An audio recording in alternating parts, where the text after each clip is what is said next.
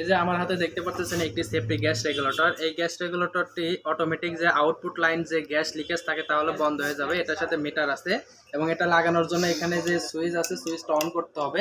আমরা সুইচটা অন করে দিলাম, দেওয়ার পর এটা ছেড়ে দিলাম, অটোমেটিক বসে গেছে। এখন মিটারে আমরা সুইচ, এই যে আরেকটা সুইচ আছে, এটা অন করার সাথে সাথে এখানে যেহেতু পাইপ লাগানো নাই আউটপুট লাইনে কিন্তু গ্যাস বের হয়ে আসবে। আর এখানে কিন্তু এই কাঁটাটা কিন্তু অন হয়ে যাবে। দেখেন একবার কিন্তু সাউন্ড হয়ে কিন্তু বন্ধ হয়ে গেল। আপনারা যেভাবে গ্যাসের রেগুলেটরটা লাগাবেন দেখানোর চেষ্টা করতেছি। এটা হচ্ছে সেফটি গ্যাস রেগুলেটর।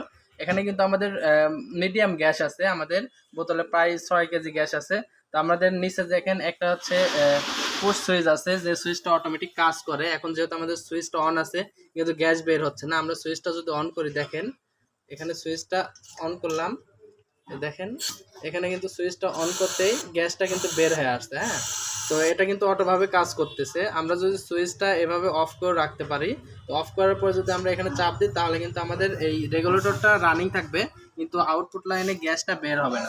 তো দেখলেন যে আমরা গ্যাস রেগুলেটরটা খুব সহজে ইনস্টল করলাম, আর এটা কিন্তু আমাদের আউটপুট লাইনেও কিন্তু অটোভাবে কাজ করলো।